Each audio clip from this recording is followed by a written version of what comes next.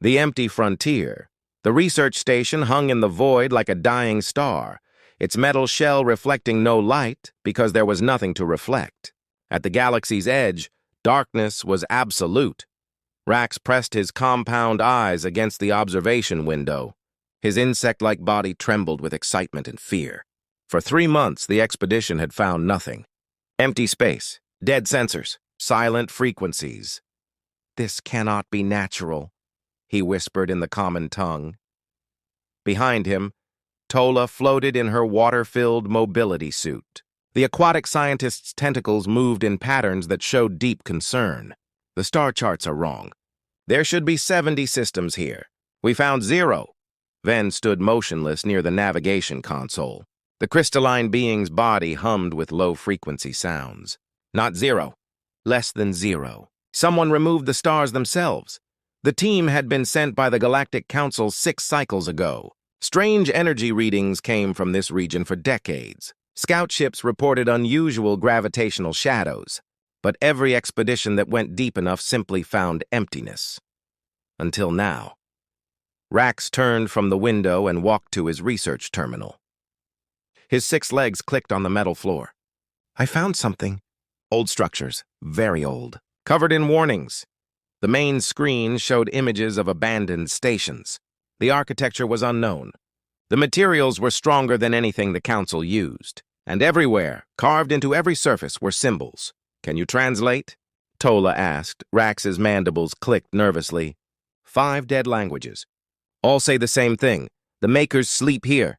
Do not wake them." Silence filled the room.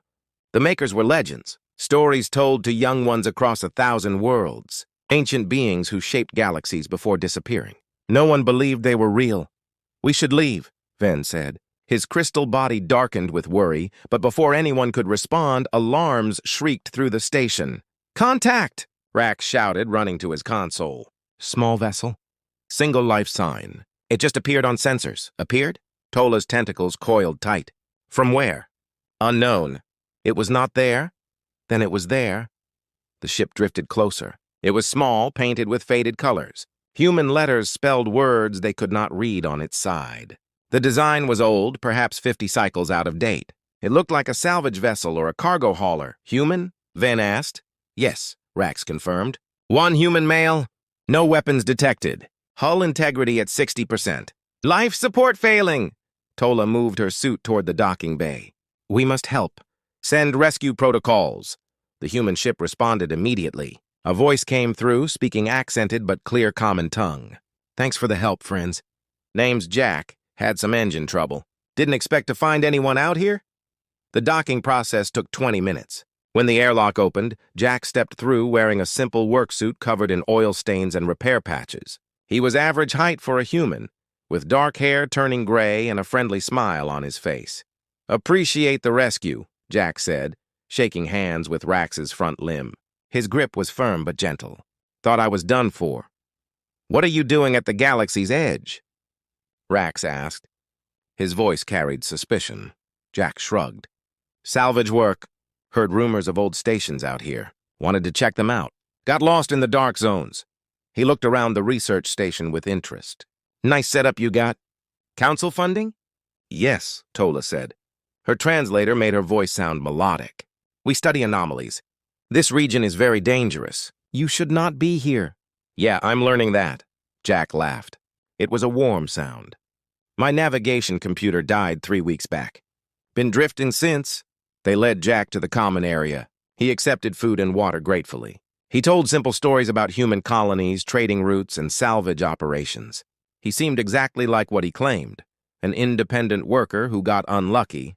But Ven noticed something. While Jack ate, the crystalline navigator studied the data from Jack's ship. The hull was old, yes, but the power readings were strange. The reactor output was far too high for a salvage vessel. "Jack," Ven said carefully, "your ship's reactor." "It is military grade." Jack paused mid-bite. His smile didn't change. "Bought it surplus. Cheap power source. Good for long trips."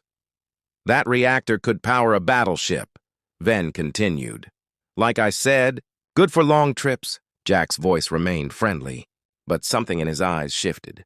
Rax watched the exchange carefully. His scientific mind began noting details. Jack's body showed no stress from malnutrition despite weeks in a failing ship. His hands had calluses that suggested weapons training, not tool use. And when Jack moved, there was a precision that spoke of military discipline. "How did you get past the council patrols?" Rax asked suddenly. Jack looked at him directly. "What patrols?" "The ones guarding the edge zones. They stop all unauthorized vessels. Must have slipped through." Jack smiled again. "Lucky me."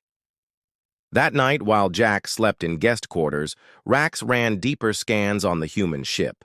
He worked quietly, not wanting to wake the others. What he found made his blood run cold. The hull panels were fake. Beneath them lay armor that could withstand direct hits from plasma cannons. The cargo hold contained weapon systems his computer could not identify. The reactor wasn't just military grade, it was experimental. A design that wouldn't exist for another decade according to Council technology timelines. And embedded in the ship's core structure were symbols. Ancient symbols, the same ones they found on the warning stations. Rax backed away from his console, his mind racing. Jack wasn't lost. Jack knew exactly where he was. The question was why he was pretending otherwise. In his quarters, Jack lay in the dark with his eyes open.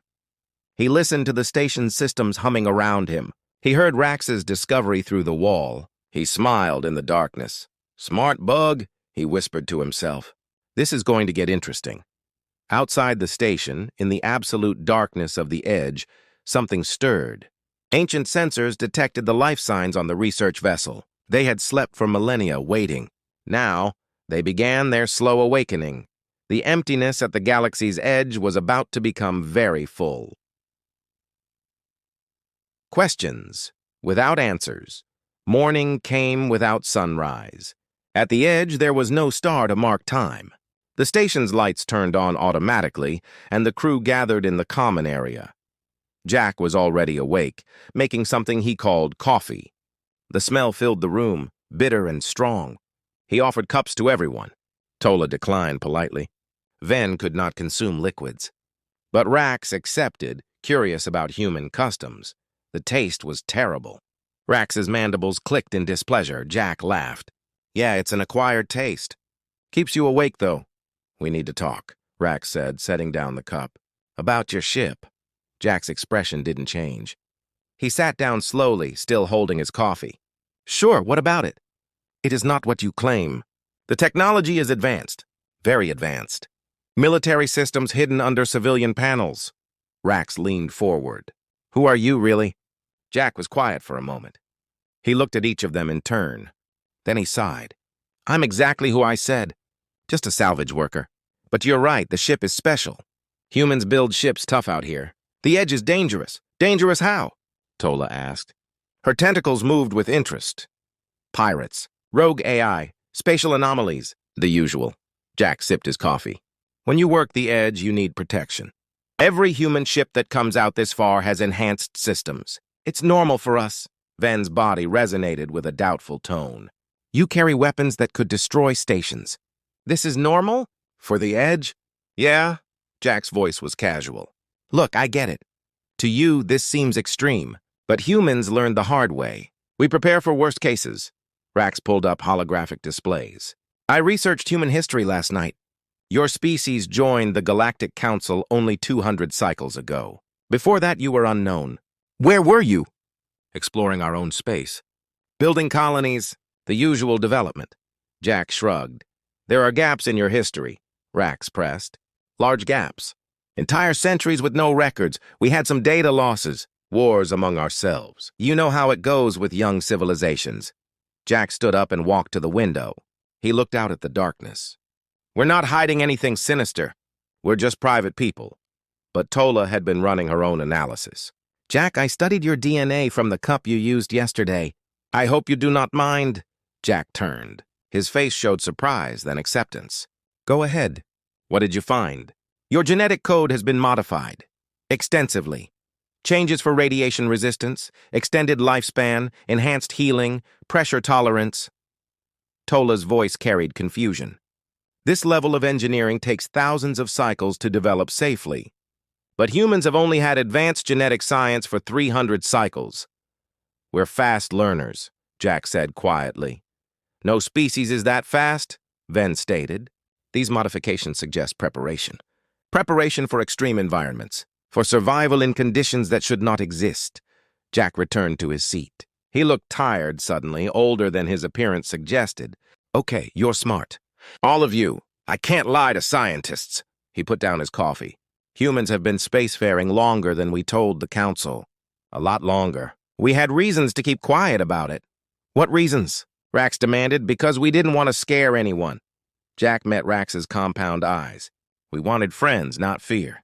We wanted to trade and talk and learn from other species. If we came in showing all our capabilities, you would have seen us as threats.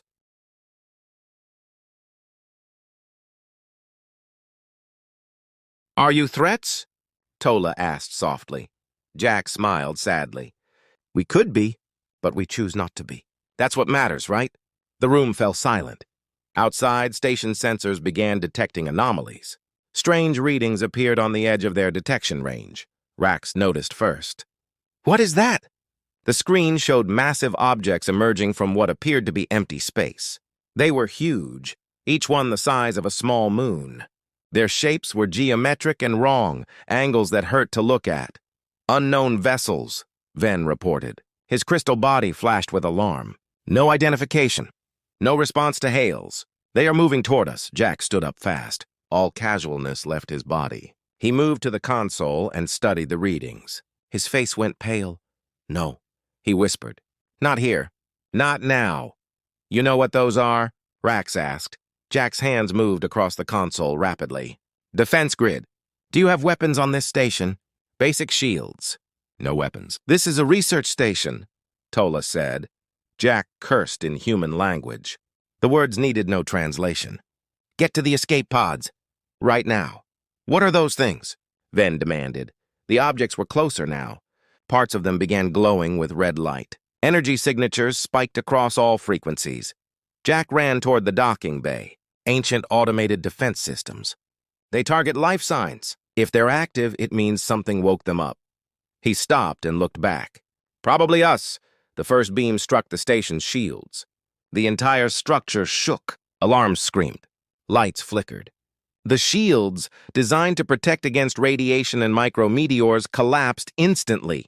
Impossible, Rax shouted over the noise. Nothing should penetrate that fast. Jack was already in the docking corridor. These things were built to kill gods. Move! Tola grabbed her emergency water supply. Ven carried the research data cores. Rax took one last look at his instruments, seeing readings that made no scientific sense, then ran after the others. Another beam hit. The station's outer hull melted. Sections vented atmosphere into space. Emergency bulkheads slammed shut. They reached the docking bay. Jack's small ship sat waiting. But as they watched, panels on its surface began sliding open. Hidden compartments revealed themselves. Weapon mounts extended. The power core's hum became a roar. The ship transformed before their eyes. What looked like an old salvage vessel became something else entirely. Sleek, deadly, built for war. Jack turned to face them. His friendly expression was gone. In its place was the face of a soldier. Get in your escape pods. Set course for Council space. Don't stop. Don't look back. What about you? Tola asked. Jack smiled, but it wasn't warm anymore. It was the smile of someone about to do something dangerous. I'm going to buy you time. He climbed into his ship. The airlock sealed behind him. Through the bay windows, they watched Jack's vessel launch. It moved with impossible speed and grace. His weapons came online, and when they fired, the energy output made the station's sensors overload. Jack's voice came through the station's comm system one last time. Tell the Council what you saw here. Tell them the Edge isn't safe anymore. Tell them... He paused. Tell them we're sorry we couldn't keep everything quiet. Then his ship accelerated toward the massive ancient machines, alone against impossible odds. Rax, Tola, and Ven ran for the escape pods. Behind them, the station began tearing itself apart. Ahead of them, a single human fought ancient nightmares with weapons that shouldn't exist, and in the darkness of the galaxy's edge, more machines began waking up. When humans stopped pretending, The escape pods launched just as the station's main reactor breached. Rax watched through the small viewport as their research home became a ball of fire, then scattered debris. But he couldn't look away from what was happening beyond. Jack's ship danced through space like a living thing. It moved in ways that violated physics as Rax understood them. Tight turns that should have crushed any pilot. Accelerations that should have torn the hull apart. Yet the small vessel flowed between enemy fire like water. "This is impossible," Ven whispered through the comm link connecting their 3 pods. The ancient machines fired beams that disintegrated asteroids in their path. Each shot carried enough power to crack a moon, but Jack avoided them all. His ship twisted, rolled, and dove through the attack patterns. Then Jack fired back. His weapons didn't just damage the machines. They unmade them.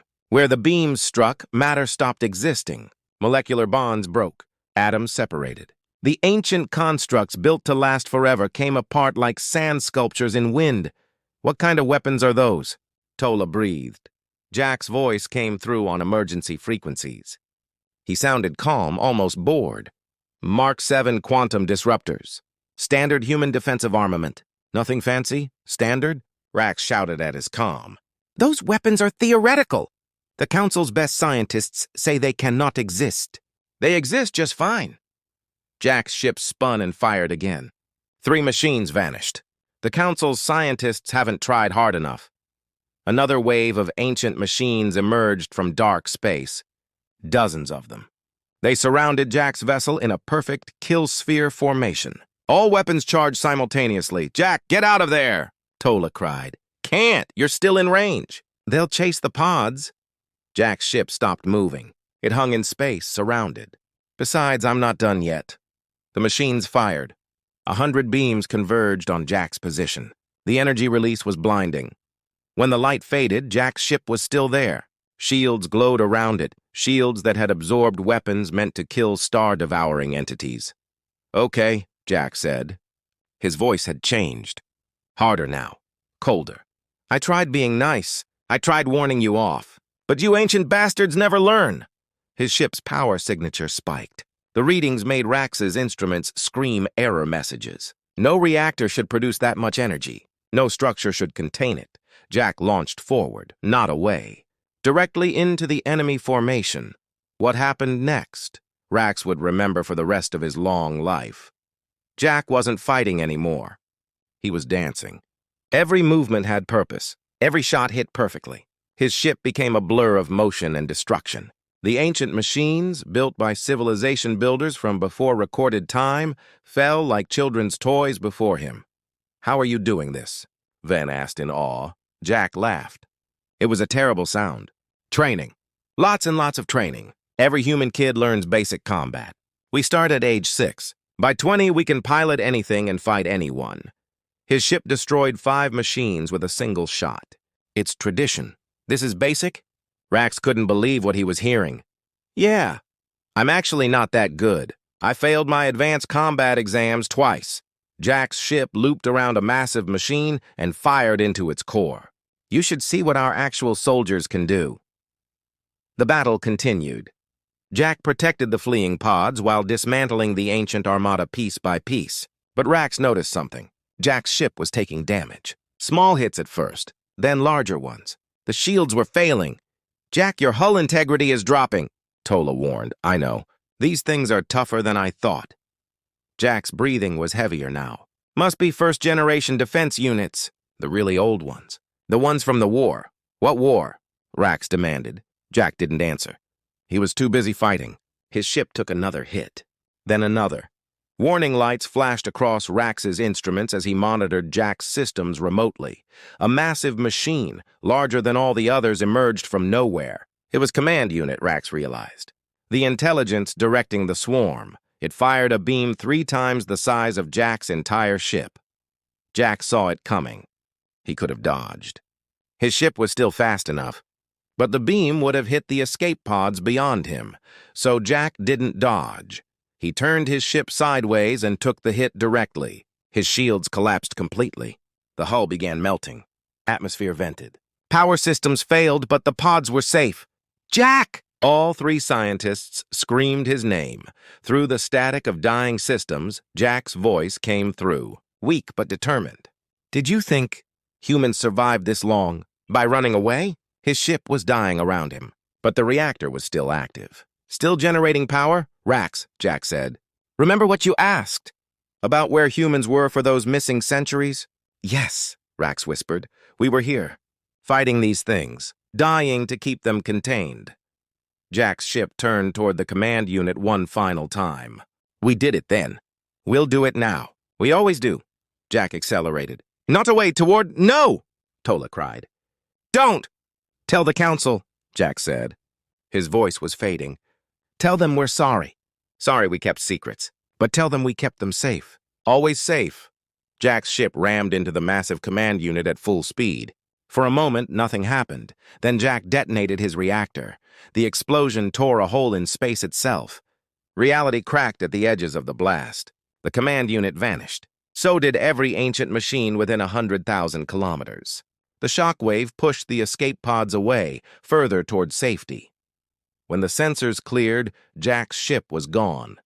No debris, no signal, nothing, just empty space. Inside his pod, Rax stared at the spot where Jack had been. His compound eyes couldn't produce tears, but his body shook with grief. Beside him on the other pods, Tola and Ven sat in silence, a small rescue beacon activated. It drifted in space where the explosion had occurred. Life sign, Ven shouted.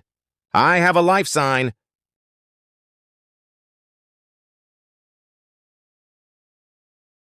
They changed course, racing toward the beacon. There, floating in a rescue suit that must have been ejected at the last possible moment, was Jack. Tola's pod reached him first. Her manipulator arms grabbed the suit and pulled it into the airlock. Jack's face was visible through the helmet. He was unconscious but breathing. Burns covered the visible parts of his skin, but he was alive. Humans, Rax said softly, watching the rescue. What are you really? The question hung in the darkness. Around them, the galaxy's edge was quiet again. The ancient machines were destroyed. The threat was ended, but now the scientists knew the truth. Humanity wasn't what they claimed. They were warriors, protectors, guardians, who fought nightmares in the dark so others could sleep safely, and they did it while pretending to be simple traders and salvage. Workers, the pods set course for council space. Behind them, the empty frontier stayed empty. Ahead of them, questions waited. Questions about humanity, about the secrets they kept, about the wars they fought in silence. Jack slept in his rescue suit, his body healing with impossible speed. Another modification, Rax realized. Another preparation for survival. How many humans are like him? Tola asked quietly over the comm. Rax thought about Jack's words. About training from childhood, about failed advanced exams, about actual soldiers being even better. All of them, Rax answered. I think all of them are like him. The realization terrified and comforted him in equal measure. The truth about empty space. The journey back to council space took 17 days. Jack woke up on day 3. He sat up in the medical pod slowly, testing his body. The burns were already healing, leaving only faint scars. He looked at the 3 scientists watching him and smiled weakly. Sorry about the ship, he said. That was a good ship. Rax approached carefully. You saved our lives. You destroyed an ancient armada alone, and you apologize for losing a ship? Jack shrugged. It was expensive. My boss will be angry. The casualness of it shocked them. Jack had fought gods and won, and he worried about his employer's reaction like any common worker. We have questions, Ven said. His crystal body hummed with intensity. Many questions. And we believe you will answer them now. No more lies. Jack looked at each of them. Then he nodded. Yeah, I guess the secret's out anyway. He stood up, still wearing the medical suit. What do you want to know? Everything, Tola said. The truth about humans. About this place. About those machines. Jack was quiet for a long moment. He walked to the viewport and looked out at the passing stars. Okay, but you need to understand, we kept these secrets for good reasons. Not to hurt anyone, to protect everyone. We are listening, Rax said. Jack took a deep breath. The empty region at the galaxy's edge. The place with no stars. Humanity did that. We removed them. Silence filled the pod. Removed stars? Ven's voice cracked with disbelief. That is impossible. Stars cannot be moved. They can be, Jack said quietly. If you need them badly enough. If your survival depends on it, he turned to face them. 5,000 cycles ago, humanity was young. We had just developed faster-than-light travel.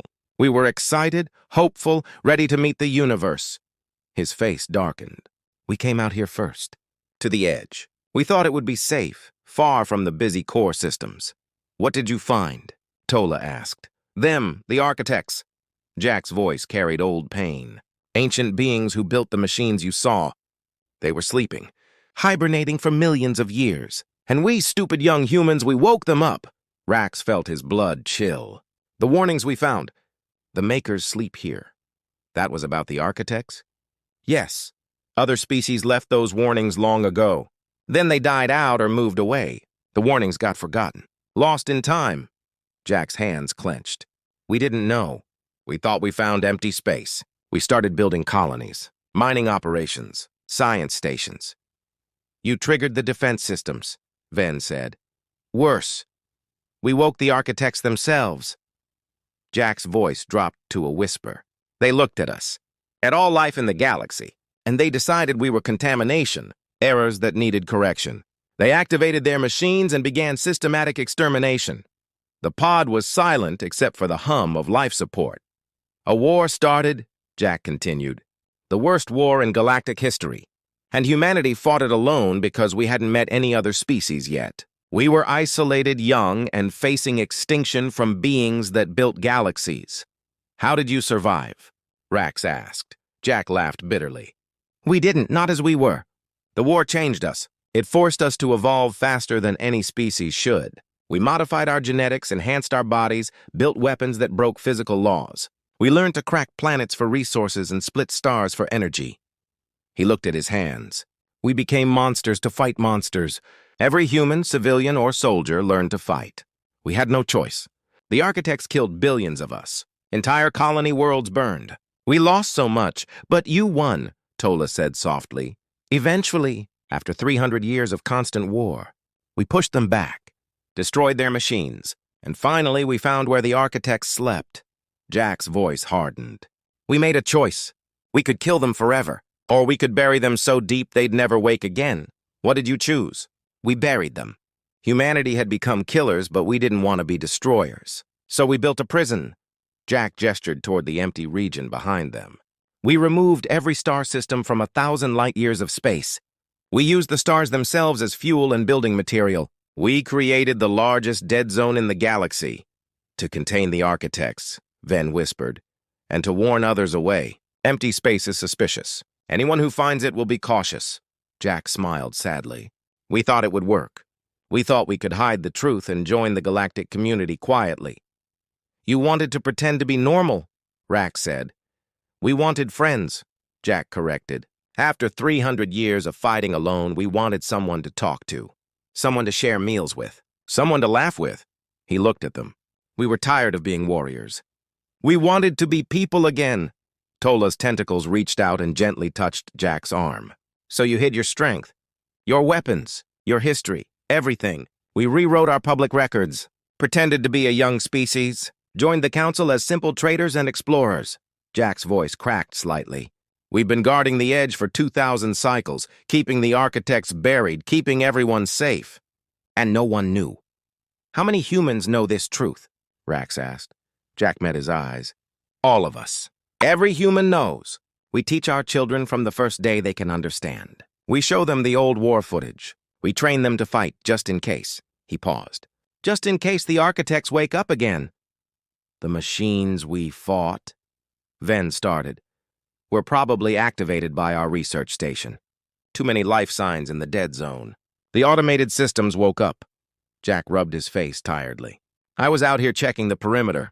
We have volunteers who patrol the edge, watching for any signs of activity. When I picked up your station's signature, I came to investigate. You were not lost, Rax said. No, I lied. I'm sorry. Jack looked genuinely apologetic. I hope to quietly convince you to leave. Make up a story about spatial anomalies or radiation. Get you to safety without revealing anything. But the machines activated, Tola said. Yeah, and then I had no choice but to fight. Jack sighed. Now you know. Now the council will know. Everything we tried to hide will come out. Rax thought about everything Jack had said. About a young species facing extinction. About a war fought alone. About choosing to protect others silently rather than demand recognition. What happens if the architects return? He asked. If they fully wake up? Jack's face became stone. Then we wake up the old weapons. The ones we buried with them, the star killers, the reality breakers, the things we swore never to use again. His voice was cold. And we finish what we started 5,000 years ago. Can you win? Ven asked. Jack was quiet for a moment. Then he said, we beat them once when we were weak and unprepared. Now we're stronger, more advanced, and we've had 5,000 years to prepare for their return. He smiled, and it was the smile of a predator. If they wake up, they'll learn that humanity has gotten very good at impossible things. The pod continued through space.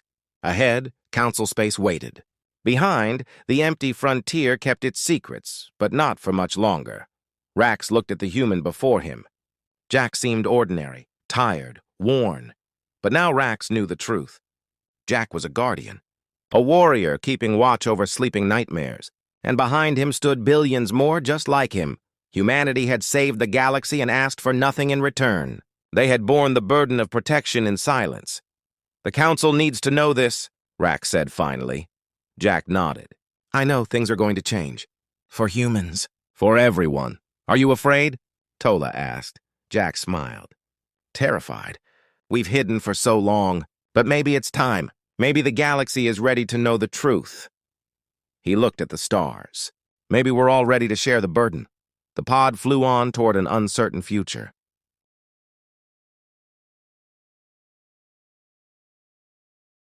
The galaxy's edge isn't empty anymore.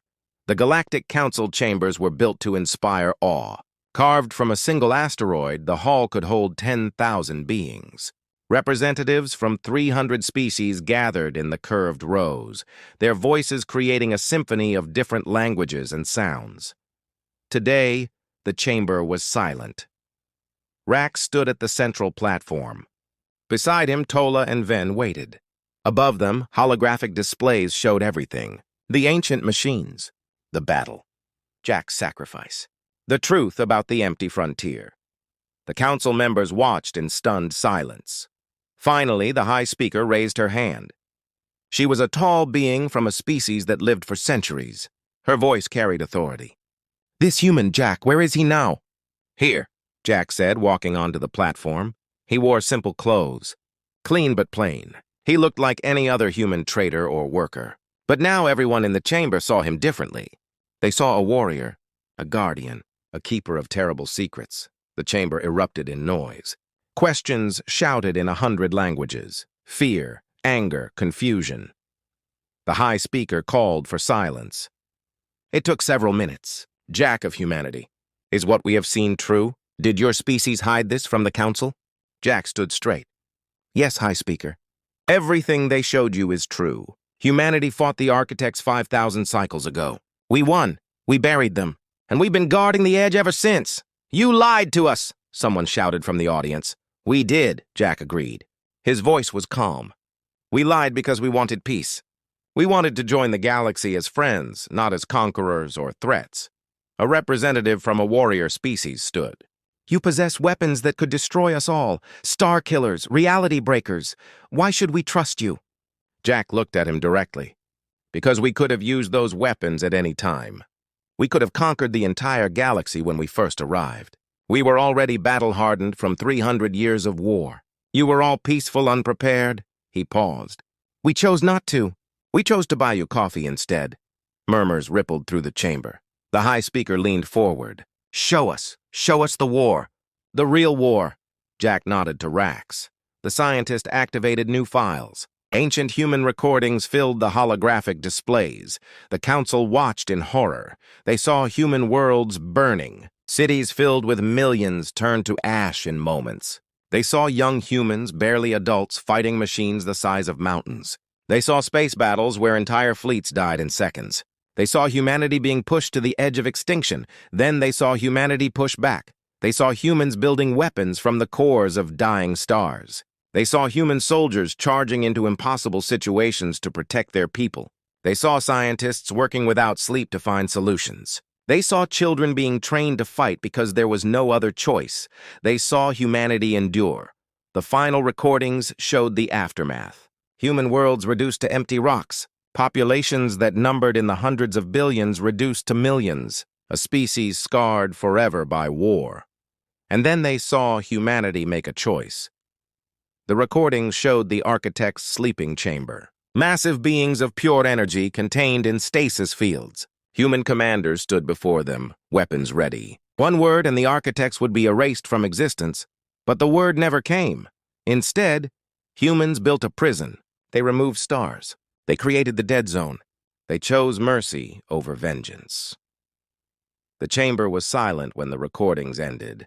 Tola spoke into the quiet. They saved us all. They bore this burden alone for 5,000 years. They asked for nothing. They only wanted friendship. But they lied, another representative said. Her voice was weaker now, uncertain. They protected us, Rax countered. His voice rang through the chamber. While we slept safely, humans stood watch. While we built art and culture and peace, humans remembered war so we wouldn't have to. They sacrificed their truth for our comfort. Ven's crystal body hummed with conviction. They saved my life. They saved all our lives. When the machines attacked, Jack didn't run. He didn't save himself. He fought alone against impossible odds to give us time to escape. The high speaker looked at Jack for a long moment. Why? Why hide? Why not tell us the truth from the beginning? Jack's voice was soft but clear. Because we looked at ourselves and saw monsters. We had become so good at killing, at destroying, at war. We didn't want to be that anymore. He looked around the chamber. We wanted to remember how to be normal, how to laugh, how to create instead of destroy. You helped us do that. These 2,000 cycles with the council, they healed us. He paused. We were afraid that if you knew the truth, you'd only see the weapons, the power, the violence. You wouldn't see the people we were trying to become. The chamber was quiet. Then a small voice spoke. I have human friends. They taught my children to paint. They shared meals with my family. They helped us when our colony faced famine. An elderly being stood slowly. Were those actions also lies? Jack smiled. No, those were real. The friendships were real. The kindness was real. That's who we are now. The weapons are just insurance, just in case. More voices joined in. Representatives speaking about human friends, human workers, human traders who had helped them over the years. The humans who had been there, quietly, kindly, for 2,000 cycles. The high speaker raised her hand again. This council must vote. The question, do we exile humanity for their deception, or do we accept their reasons and allow them to remain? The vote took hours. Arguments flew back and forth. Some species demanded humanity reveal all their weapons and technology. Others wanted humans expelled from council space. Fear drove many voices, but Rax spoke again. Before we decide based on fear, ask yourselves, what would you have done? If you fought alone against extinction, if you developed terrible weapons to survive, what would you choose afterward? Would you proudly display your capacity for destruction? Or would you hide it and hope to never use it again? The chamber fell silent once more. The final vote was close. But it passed. Humanity would remain in the council. But there were conditions. Humans must share defensive technology. They must train other species in protection against ancient threats. And they must never hide such secrets again. Jack accepted all conditions. We'll teach you what you need to know. But some things, some weapons, you're not ready for. Not yet, maybe never. And that's okay. We'll carry that burden. What if the architects return? The high speaker asked. What if they wake fully? Jack's expression hardened. Then humanity will do what we do best. We'll stand between them and you. We'll fight. And we'll win. Because that's what we've always done. 6 months passed. At the galaxy's edge, a new station was being built. Not a research station this time, a joint defense station. Representatives from 20 species worked alongside humans, learning, training, preparing. Jack stood on the observation deck of the new station. Rax stood beside him looking out at the empty frontier. More machines appeared last week, Rax said. Older models. We destroyed them together. Good, Jack said. You're learning fast. Humans are patient teachers. Rax clicked his mandibles, and what Jack had learned was a smile. Though your training methods are brutal, Jack laughed. We go easy on you. You should see what human children go through. Tola approached, her suit gliding across the deck. The council approved 5 more defense stations. They want them built within a year. The galaxy is waking up, Ven said, joining them. His crystal body reflected the station lights. Waking up to the dangers you always knew existed. Jack nodded. It's not a fun awakening. But it's necessary. A young human approached. She looked barely 20 cycles old. Commander Jack? The new recruits are ready for weapons training. Jack smiled at her. Thanks, Maya. I'll be right there. The young woman saluted and left. Rax watched her go. She fights like you. That casual competence. That hidden strength. She's actually better than me, Jack admitted. Passed her advanced exams on the first try. She'll probably be training others soon. How many humans are out here now? Tola asked. About 5,000 volunteers on edge duty. More coming every cycle. Jack looked at the stars. We're not hiding anymore. If something comes from the dark, the galaxy will face it together. A proximity alarm sounded. Everyone tensed. Contact, the station computer announced. Ancient signature detected. Distance, 2 million kilometers. Jack and the others rushed to the command center. Screen showed a single machine, smaller than the others they'd fought, drifting through space. Combat ready? Jack asked. Ready, Maya confirmed. Weapons charged. Shields up. All species present at stations.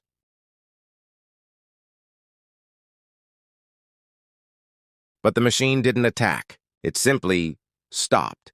A signal emerged from it. Not aggressive, not defensive. Just a message. Jack studied it carefully. It's a probe. Investigating. Reporting back. To the architects? Ven asked.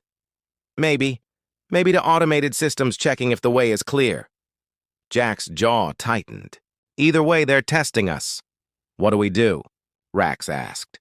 Jack looked around the command center. Humans, insectoids, aquatics, crystalline beings, and dozens of other species work together at the stations, learning, preparing, united. We send a message back, Jack said. Maya, target the probe, but don't destroy it. Let it see our strength, our unity, Maya smiled. Understood, Commander. The station's weapons locked onto the probe. Every species contributed. Human quantum disruptors, aquatic plasma arrays, crystalline beam weapons, insectoid missile systems. All charged, all ready, all aimed at a single small target. The probe's sensors registered the power. For a moment it hung in space.